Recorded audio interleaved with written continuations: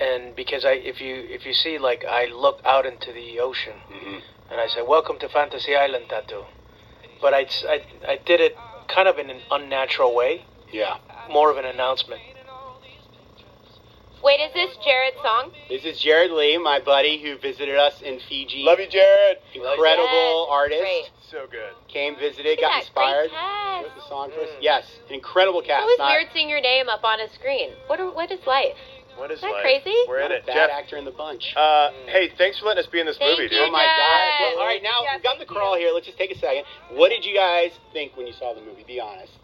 Was it what you expected? How was it different? Were you pleased with your performance? Were there things you thought, oh, I would have tried that differently? Like, be really sincere in your response. Let's go around the room.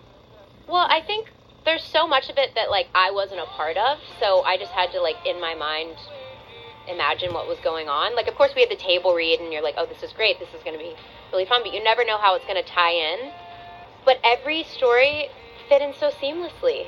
Even though it felt like a bunch of different movies in one, the way the stories connected, the performances, I was blown away, honestly. That's great. And it was so fun to film. Like, no matter what the outcome was, I was like, it was a great experience. But I really am very proud of everyone. It's amazing. Jimmy, what did you think? I thought it was great. It was really a roller coaster ride, and it's a film that I think I can recommend all my friends to watch because it's super entertaining. It was so fun working with Ryan throughout the whole thing, right? Our chemistry, I think, really, really shined through in this film. We worked together before, but this is where we really shine through. Yeah. For me personally, I wish I had a little more of an emotional release when I found out maybe at some point JD's, like, dead. But I think it came around, like, that end moment was pretty emotional, where I didn't think it was going to be. I think that moment in the torture room, when you guys come through the elevator, you and Austin, and they say, where's JD? That look on your face, to me, that's everything. Right. Yeah. I don't think we need more than that. Like, that really resonates with me. Like, I feel your loss in that moment, and that's when we feel the stakes are real in this film, you know? This isn't some, like, made-up fantasy thing. Like, people are losing their lives. What about you, Portia?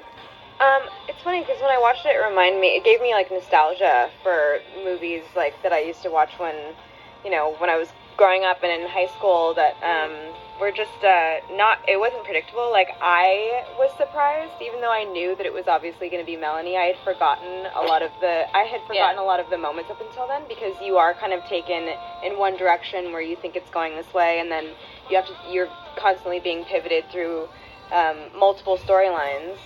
And also just to be able to go on the ride with these fantasies, because they are really cool, as if you were in them and what you would do at that party house. Because I was sitting watching this movie going, why did me and Lucy not go to that party house? This looks like so much fun. And, like, that's such that's a fantasy that, like, I would probably, one of the ones that I would probably want to do.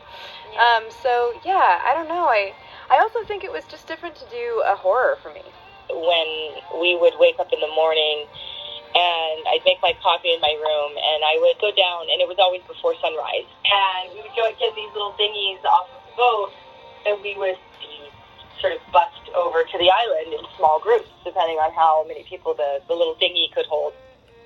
And every morning, we would speed our way to the island, and the sun would just be cresting, and you'd see it come over this mountain, and I remember having this overwhelming sense of gratitude for the amount of privilege that you have as an actor or as a creative person who has a job in a location that is just so beautiful, and the warmth of the people and our crew and the bond and the connection.